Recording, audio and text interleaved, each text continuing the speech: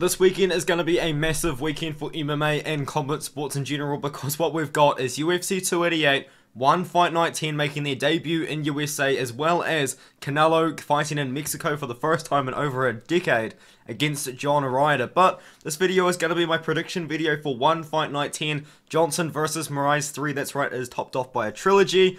And one thing that I'm going to add is I feel like a lot of people that might watch this video might have never seen One before, and one thing you will notice very quickly about One is they're not just an MMA promotion. You're going to get kickboxing fights, Muay Thai fights, and grappling fights on this card. We have 3 of those 4 sports, we just don't have a kickboxing fight. It's gonna be good. You got 7 MMA fights for the MMA fans, and then if you're an MMA fan that likes striking, there's gonna be some Muay Thai fights, and if you're an MMA fan that likes grappling, there's 2 grappling bouts. So this is the perfect debut card that One could do. They've got all their big names on here, all of the big names that I believe are gonna be big to international fans that just are outside of Asia. So this is going to be massive. This is a big event. They've pulled out all the stops. They've pulled out all the big names. You've got Demetrious Johnson in the headliner. You've got big names like Rodtang, like Stamp Fairtex, like Roberto Soldic, Sage Northcutt, and Aung on this card, and Reinier is on there too, in a grappling fight. Like, this is a big event for One. It's going to be massive, and this is my predictions for that. Before we get into that though, I'm going to talk about my BetUS link there. You get a 125% sign up bonus when you sign up using the link in the description, and then We Want Picks, which is there. You can get lots of access to lots of different things. If you sign up there to the We Want Picks Premium, $10 a month, you get all of this stuff, the bets and all that stuff, from not just me, from Angelo and Jacob, the whole team at We Want Picks. And you get like betting breakdowns, you get articles, you get all sorts of things. There's a lot going on there. If you want a 3-day free trial, to sign up using my code ARTEM, and we can get to it. But now let's get straight into the predictions. Now, the first fight of the night is going to be a very interesting one, because it is between Lowen Tynanes and Yoon.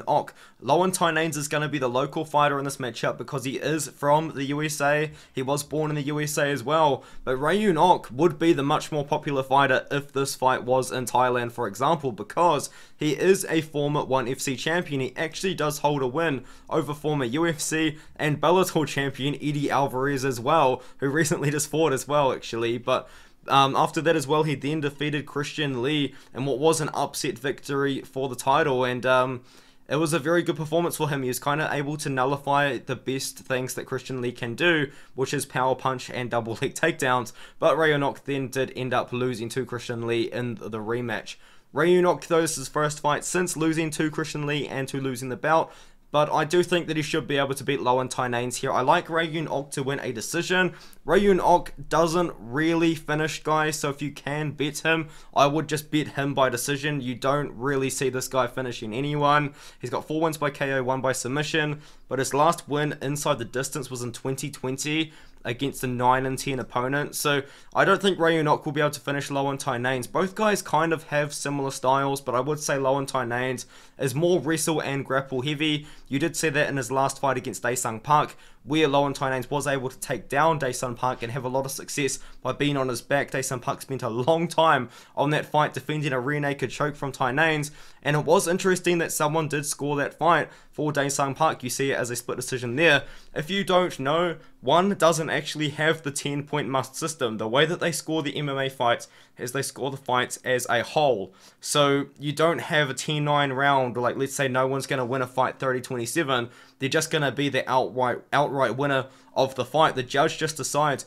who they think won the whole fight as a whole, and judging on that criteria, I really do think Lowen Tynanes won that fight. It was an odd split decision loss. But the thing about Tynanes, man, this guy does not fight often enough. He's fought 5 times in the last 7.5 years pretty much, and he just hasn't really been able to stay active. He took about 3 years off, and then he took about 2 years off. You know, he's just not as active as Yoon, who hasn't been the most active fighter himself, but he did manage to become a ONE FC champion, which is something that Lowen Tynanes probably does have the ability to do. But it just hasn't been active enough to be able to pull it off. But I do have Yoon to win a decision in this matchup. To talk about the odds though, just real quick before we leave, is Lowen Tynanes is plus 150 and Yoon is minus 175 on DraftKings right now. I like Yoon. I like Yoon by decision as well. And now the next fight of the night is a very interesting one. You've got Kairat Akhmetov taking on Reece McLaren, and this is actually a rematch. This is the second time that these two have fought, and for Kairat Akhmetov, it wasn't really too long ago in his career. He fought Reece McLaren 4 years ago, and has only fought 3 times since, but for Reece McLaren, that was a long time ago because he has fought a lot since then, and he's beaten a lot of really good opponents, and he usually always is the underdog. He always beats guys who he's not really expected to beat, and you can see that Kairat Akhmetov fight there in 2019, he then lost to Danny Kingdad, but he bounced back with a couple of wins and a couple of losses. Kairat Akhmetov after that fight kind of just never really fought again, but I believe it is for Kairat Akhmetov. Well, he did fight, he fought 3 times, but just not as active as Reece McLaren has been, and I believe the reason for Akhmetov, I could be wrong, is because he does have a very bad injury that he had prior to becoming the champion. He had a very bad back injury, and I feel like maybe the reason why he's taking so much time off in between these fights is because of that reason, but I could be wrong. But to talk about Kairat Akhmetov, he does actually have a very good wrestling background. I was watching one of their fights, and one of the commentators said that he was a world champion in wrestling. I personally couldn't find that. All I could find was that he was a multiple-time national wrestling champion, and he also did win a couple of like kickboxing or taekwondo regional events as well when he was up and coming in MMA. But Reece McLaren, you know, Reece McLaren is probably mainly a striker, but he can grapple as well, and actually in their first fight that they had, which Kairat Akhmetov did win by decision, Reece McLaren was trying to take him down at points, and actually what did happen was Kairat Akhmetov rocked him, and then Reece McLaren tried to take him down. But overall, I think that Kairat Akhmetov really did control the fight, and he did win the decision. Akhmetov couldn't really use the wrestling to as much success as he probably wanted to, because he did go for a lot of takedowns that were defended by McLaren, but on the feet, Akhmetov was landing some very good shots on McLaren, and he was able to drop him, and he was able to rock him. On paper, it is a little bit of a weird rematch, you know what I mean? But I feel like these guys, if they win this fight, they're probably very close to fighting the winner of the main event, Demetrious Johnson versus Adriano Moraes, because Reece McLaren, he has fought for the title before. Kairat Akhmetov, he has been a champion before, and he actually has fought Adriano Moraes. But in this matchup, I am still going to go with Kairat Akhmetov. I am going to go with the guy that won the first fight. Most people are too. He probably will win a decision. I can't see Kairat Akhmetov being able to finish Reece McLaren. So if we do look at the odds there, it is very wide as well. Kairat Akhmetov is minus 365, and Reece McLaren, you can get him at plus 300. But for a very big plus 300 underdog, Reece McLaren might like be able to pull something off here, because Kairat Akhmetov, man, he just hasn't been fighting like at all, you know, and Reece McLaren, he's been active, you know, he hasn't really been beating the guys the level of Kairat Akhmetov, but man, Reece McLaren has been beating some great guys in one. I do have Kairat though. I think he should be able to win by decision. He should be able to, in my opinion. I'm actually expecting Kairat Akhmetov to have more success in the wrestling in this one here. I think he should be able to get Reece McLaren down. I think he should be able to control on top as well. And I think he should be able to win a decision that way. So I've got Akhmetov, and I do think he's going to get it done. But maybe Reece McLaren can do something crazy. But I do like Akhmetov using the wrestling and even the striking as well, because he was hurting Reece in their first fight. As we move up the card, we've got our first Muay Thai fight of the night with this women's Muay Thai fight here, women's flyweight. Jackie Buntan taking on Diandra Martin. I'm personally not too familiar with these two, and I will be honest about that. But it should be a good matchup, and I do think Jackie Buntan will win. She has actually got some very good wins in her career. She beat Nat Jarunsak, who is also known as Wonder Girl Fairtex. And Nat Jarunsak was a 2-time Muay Thai champion before that matchup, and then she went on to win a few more fights. A win over Amber Kitchen, which is a shared opponent with Jackie Buntan. You go to with Diandra Martin, who has also beaten Amber Kitchen. You go over to Jackie Buntan's Wikipedia. Her professional Muay Thai record is 4-1, but she does have a 20-5 amateur Muay Thai record. You go over to Diandra Martin. Her professional Muay Thai record is 11-3, and she does actually hold a win over Jacinta Austin in Muay Thai. And Jacinta Austin is an up-and-coming Australian MMA fighter who is having a lot of success in her own career. But I do think that Jackie Buntan will win this matchup by decision. I am not a Muay Thai expert. You can't actually consult the public on the Muay Thai fights on Tapology either. But I think she should win. She is a -210 favorite, and she is favored to win the matchup. -210 to Deandra Martin, who is sitting at +180 on DraftKings right now. But I do think that Buntan wins a decision. Let's now move up the card. And this next fight is going to be promoted as a grappling super fight between Reinier de Ridder taking on Ruotolo. And Reinier de Ridder, you may know him from his time in MMA because he is the current light heavyweight champion of ONE FC in MMA, and he was the former light heavyweight and heavyweight champion in MMA as well. And now he's going to be taking on Ruotolo in a submission grappling matchup. And it's very interesting because Ruotolo, as I said in the intro, he's younger than me. He's literally, I believe he's a teenager or he's 20 years old, one of the two. And he's already become a BJJ world champion. In 2022, he won the 2022 IBJJF World Jiu-Jitsu Championship in the USA. And also in 2022, he became a bronze medalist in the 2022 ADCC Submission Fighting World Championship. So already he has had a pretty storied career in grappling and BJJ, and if you do look into it, I believe he has like a 29-10 record in submission grappling. That could be incorrect, but that is what I was able to find when I was writing up my my article for We Want Picks. I found Reinier de Ridder, I believe he's got a draw, just one draw. That's his kind of grappling record. But if you do look into Reinier de Ridder, you can see that he is a two-time European silver medalist in BJJ in 2017 and 2016, and I do believe that was at black belt, or maybe it was at purple belt. But Reinier de Ridder does have submission grappling experience himself. I believe Ruotolo called out Reinier de Ridder to kind of really show who is the best grappler, and that's kind of what they're fighting for in this matchup. It should actually be a pretty interesting submission grappling fight, because there is like a little bit of bad blood. I think it's kind of like friendly sort of a beef there going on, but it should be a pretty interesting matchup. And what makes the matchup so interesting is Ruotolo is a -950 favorite to defeat Reinier de Ridder in the submission grappling event here, whereas Reinier de Ridder is sitting at +650. Reinier de Ridder's got fantastic BJJ and grappling when it comes to MMA, but it's time to find out like how good is Reinier de Ridder's grappling when he takes on a pure grappler and a pure submission grappler in Ruotolo. We're about to find out. You know, I'm going to go Ruotolo as well. -950 favorite. We're talking about a world champion here as well at such a young age. Reinier de Ridder, you know, he's been focusing on MMA a bit. This is kind of like a bit of a fun sort of fight for him, I would say. Maybe just a little bit of a break from MMA, but it should be a good fight. Should be very interesting as well.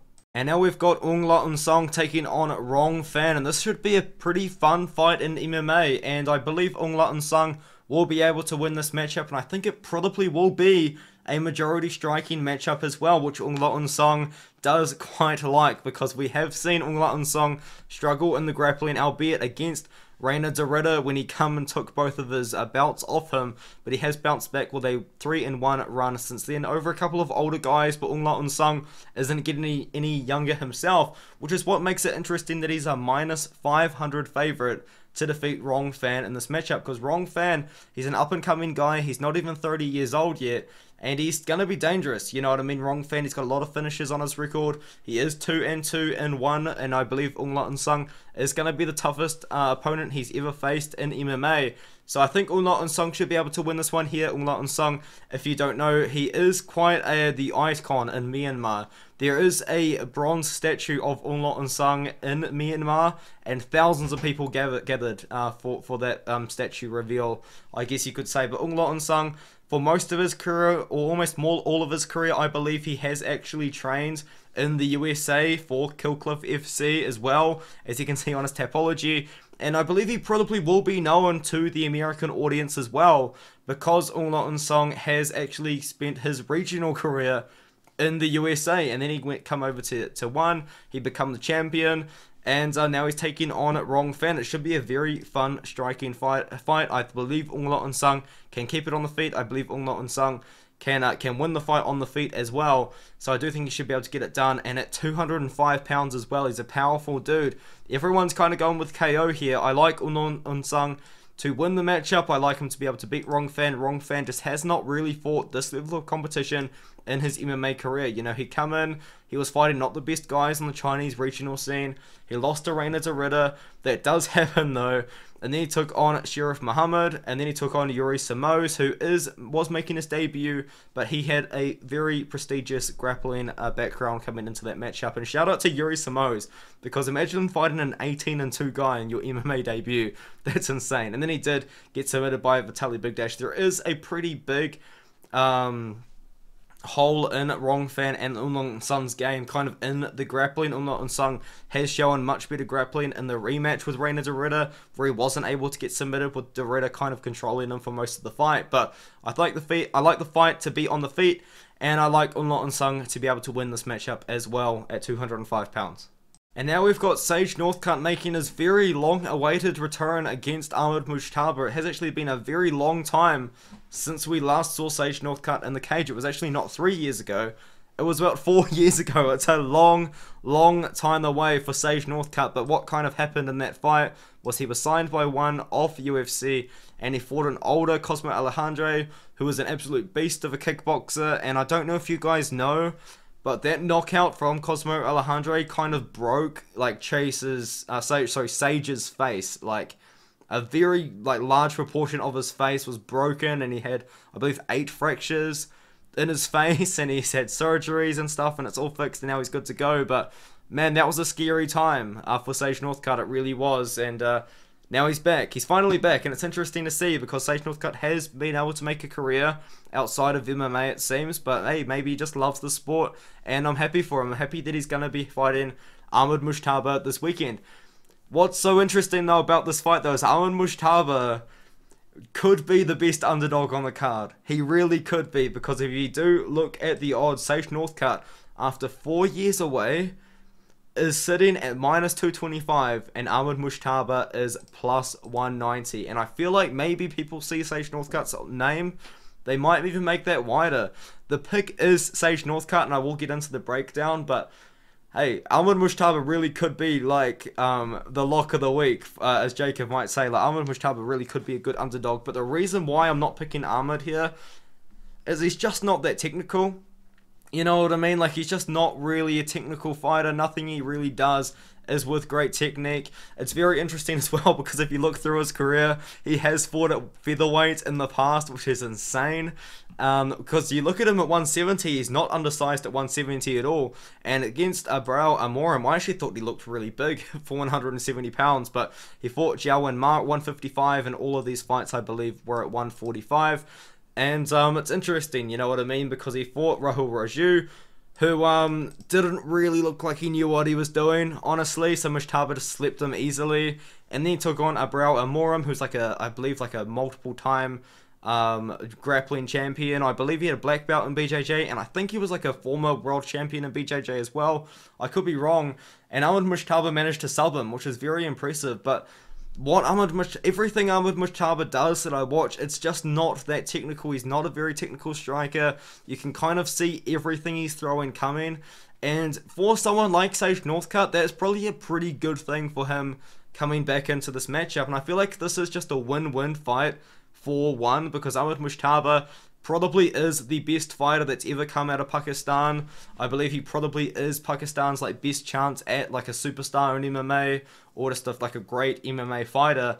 So if Ahmed Mujtaba beats Sage Northcutt, all of a sudden Pakistan's gonna have a star, and people like from around that area of the world love to support their fighters and their athletes. So I feel like that would be great for Ahmed Mujtaba's career. But for Sage Northcutt, if he wins, he's back in the game. You know what I mean? He's back fighting, and it'll be interesting to see where he goes from here. But Sage Northcutt wouldn't come back if he didn't think he was ready. You know what I mean? I know that's a pretty weird reason to pick someone, but this is a good matchup for Sage Northcutt. It is. Ahmed Mujtaba, he's going to want to strike with Sage. He can go for takedowns as well, but he's only really ever gone for takedowns when he's either hurt or tired. And Sage Northcutt, man, like with his karate style, with his kickboxing base as well, and like kind of weary, like how the way he fought in the UFC as well, which was years ago. Like, we're talking a long time ago now. He should be able to see everything Mujtaba's throwing at him coming. He really should. And I think that Northcutt should be able to win this matchup. I don't know if he can find a finish. We're talking about a guy that hasn't fought in 4 years, and now he's 27 years old. He could come out here and look like a completely different fighter. Like, he could come out here looking so different. With 4 years of training, he genuinely could look absolutely nothing like the guy that fought Zach Otto, or the guy that fought the Bolt Goatee, who's actually now kind of on a career resurgence, actually, but that's besides the point. I think that Northcutt will win. Who knows how? And I don't know if I'd want to bet Sage Northcutt off a 4-year layoff. And I think I spent a long time talking about this fight, but it's just such an interesting one with Sage Northcutt coming back. And now we move on to a fight I am very excited for, because Roberto Soldic is going to be fighting in 1 and in the USA as well, which is going to be very interesting. But Roberto Soldic, you know, he had a very unsuccessful 1 debut, I guess you could say, with the groin strike there, and the fight couldn't continue. It didn't even last a round, so there was a no contest on Soldic's record. But now he takes on Zebaztian Kadestam. This is an interesting fight because Zebaztian Kadestam is obviously expected to lose, but Zebaztian Kadestam wins every fight he is expected to lose. It is crazy. You go through this guy's career. His whole career is kind of him just beating guys he wasn't meant to. He beat the 8-1 Aguilanthani, 11-0 Tyler Maguire, 20-5 Georgie Kachin, and then he lost 3 in a row. But then he come back and he got back into it with 2 first-round KOs over Valmar da Silva and Ayari Lapicus. Now, Ayari Lapicus unfortunately isn't with us anymore, so my respects do go out to his family and his friends. But now we move on to the Roberto Soldic side, Soldic should have been signed by the UFC. His KSW contract kind of expired around this period of time when he beat Mamad Khalidov, and the UFC just didn't pick him up. But they are more than happy to pick up Dricus du Plessis, who he is 1-1 with, which is a very interesting situation, because now Dricus du Plessis is ranked number 4 in the 185-pound division, and potentially could be fighting for a title very soon if he can get past Robert Whittaker. And Roberto Soldic has beaten Dricus du Plessis. It's just one of those fights, man, where Roberto Soldic just should have been signed to the UFC, but he hasn't. Now he takes on Zebaztian Kadestam. I am very confident Soldic gets it done. The odds are very confident Soldic gets it done as well. You get Roberto Soldic at -435 to Zebaztian Kadestam at +350. This is one of those fights, man. As I said, Zebaztian Kadestam, if he's going to win the fight, it will probably be a fight like this, a fight he's not expected to win. But I like Soldic to win by knockout. I like Soldic to win inside the distance. Soldic has beaten and knocked out better competition than Zebaztian Kadestam. So I do like Soldic to get it done. I like Soldic to get the knockout as well. But if Zebaztian Kadestam gets a knockout, like, it could be a massive upset, honestly, because it's not like something he's never done before. But I really do believe Soldic gets this one done. And now we move up the card to Stamp Fairtex taking on Alyse Anderson, and I do believe Stamp Fairtex will win this matchup here. Stamp Fairtex is a great MMA fighter, but she's also a great kickboxer as well, because if you do go through her career, she has fought in kickboxing and Muay Thai 4-1 before. She's actually fought her entire career as a professional 4-1 in MMA and kickboxing and Muay Thai. It's actually quite interesting, and she has fought fighters that you will definitely recognize, like Lowen, who's been kind of doing these random boxing and bare knuckle fights. Recently, she's lost to Angela Lee as well. She fought Anna Jarunsak, who fought her on short notice, and honestly, potentially could have won that fight in the kickboxing. But I think this is a good fight for Stamp Fairtex. I think one knows what they're doing with this fight. They want Stamp Fairtex to win this fight, because Stamp Fairtex is one of their most popular fighters on the roster, which is why it's such a big deal that one have her on this card in the USA in their debut. And I just think she's going to be able to beat Alyse Anderson, who hasn't really shown the ability to beat Stamp Fairtex. Is kind of just what it comes down to. You know, she never really fought the best level of competition in Invicta FC, albeit that was a very long time ago. But I just don't think Alyse Anderson's going to be able to take Stefax down to the mat, and on the feet, it really is going to be night and day, because Stamp Fairtex truly is that good of a striker in MMA. And even then, Stamp Fairtex does actually have a couple of wins by submission herself. Both of her losses in MMA are by submission, so it definitely is maybe a work in progress, but I think Stamp Fairtex can keep this on the feet. I think she can win this by decision. I wouldn't be that surprised if Fairtex lands something crazy and gets a KO as well, because Fairtex has managed to get 3 knockouts in the first round as well in her MMA career. But I think this is a fight which one is expecting Stamp Fairtex to win, and I'm also expecting Stamp Fairtex to win. I think she should be able to get it done over Alyse Anderson in this matchup here. Forgot to go over the odds for the last Stamp Fairtex fight, so I will just go over that right now. Stamp Fairtex is -330 and Alyse Anderson is +275. Now we move on to the next grappling match on the card, and this is like probably another grappling super fight. Mikey Musmeci taking on Osamah Almarwai, and if you look at Mikey Musmeci's grappling pedigree, this guy has kind of won everything there is to win. If you kind of just hide my overlay there, and you look down below me, this is his Wikipedia page. Multiple time world championship for BJJ, IBJJF. He's a no-gi championship for Brazilian Jiu-Jitsu, no-gi, Pan-American champion, European champion, Abu Dhabi World Pro Jiu-Jitsu champion as well. And as I said, this guy has kind of won everything there is to win when it comes to grappling. And Osamah Almarwai is also a great grappler himself here. You see in 2022, he won the World No-Gi BJJ Championship. He's won the Pan IBJJF Jiu-Jitsu No-Gi Championship as well. And he actually is, I believe, the first Middle Eastern world champion in... He's the first black belt IBJJF world championship from Yemen and the Middle East. There you go. But that's kind of what it is to know about this matchup in the grappling, because there is a lot like going on here. You know, like there's a lot of championships on the line. Not on the line, sorry. All that's on the line in this matchup is the one bantamweight grappling championship at 135 pounds. But you can tell that these guys have fought at the highest level. They've won at the highest level. They've won gold medalists at the highest level.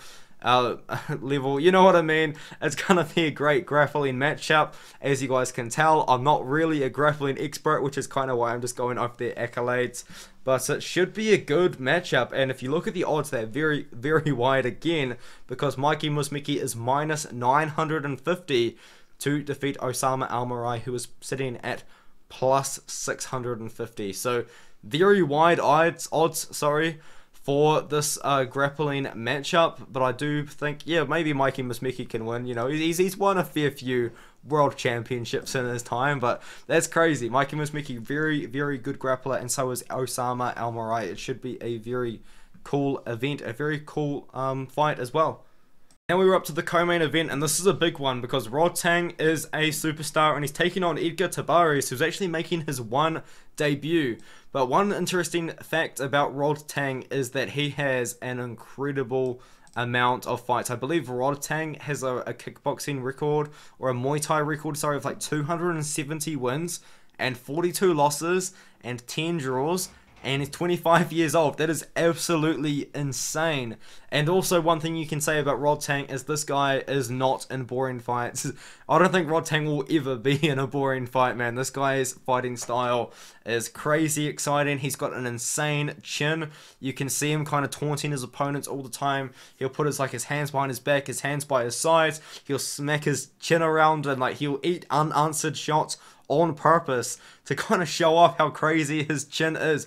It's ridiculous. This guy truly is one of the most entertaining fighters in the world, regardless of the sport, but especially in Muay Thai, I would say Rodtang is up there. And that is why he is a superstar for one. He really is truly well known. He fought Demetrious Johnson in that mixed custom rules bout, which was very fun and exciting. But if you do kind of look into the matchup, Edgar Tabares probably isn't going to be someone that he's just going to roll over. Edgar Tabares, I believe his Muay Thai record is 32 wins, 1 loss, 5 draws. And if you do look into his career, I will hide my thingy here on 1FC. He's a WBC Muay Thai International Champion, and I believe he was the first ever Mexican WBC International or Muay Thai Champion as well, which is very interesting. But you look into Rodtang, you look at it as an absolutely insane record in Muay Thai. Obviously not all of it is documented here on Wikipedia, but it is crazy. This guy has so much experience. He's got so many fights for one as well, and he's fought so many good guys, and he's beaten so many good guys as well, because sorry guys, I'm just gonna give me 1 second, fix this up on my computer.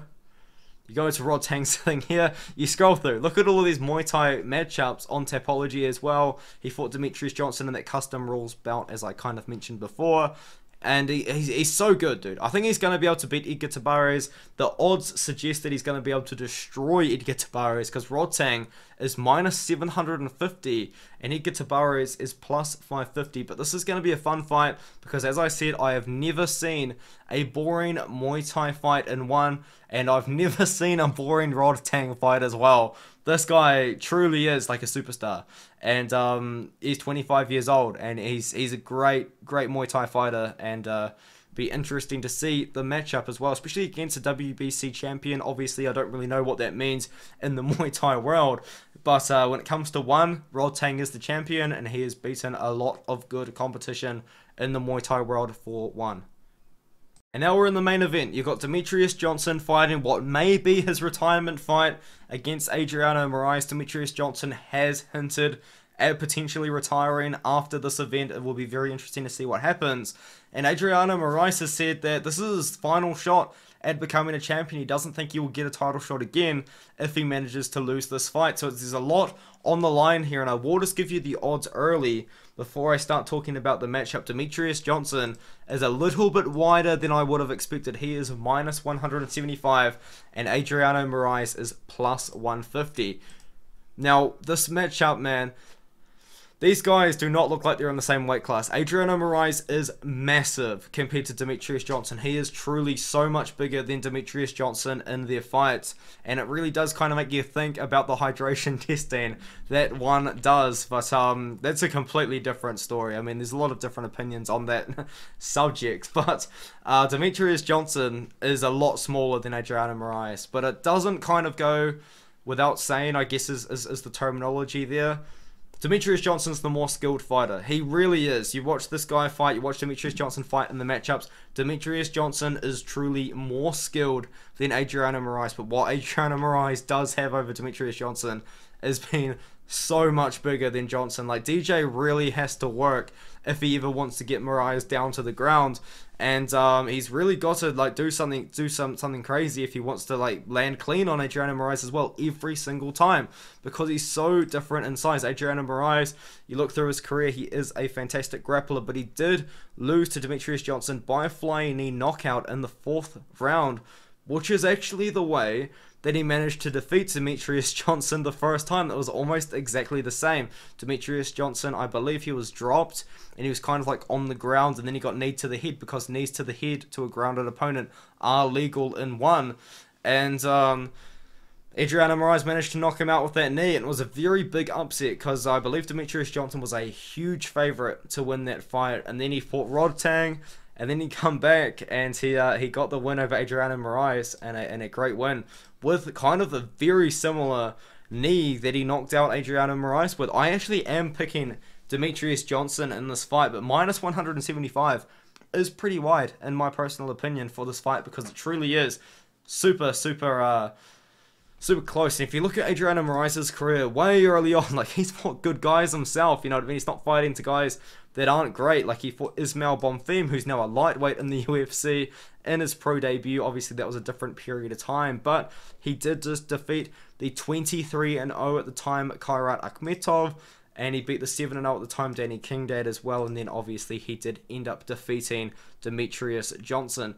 Now, I've got DJ. I think DJ's the more skilled fighter in this matchup. I think Adriano Moraes is much bigger though, and does have a very good opportunity to potentially finish Demetrious Johnson in the fight. But I just got to go with DJ, man. You just got to. You know what I mean? Will I be putting money on Demetrious Johnson? Maybe not. But a 36-year-old Demetrious Johnson, he's still looking good. He's still fighting. He's fought good opponents as well. In one, he's fought great opponents in the UFC as well. It kind of goes without saying. But yeah, you look at the people, man. The people like Johnson, but I feel like the people like Johnson because they want him to win.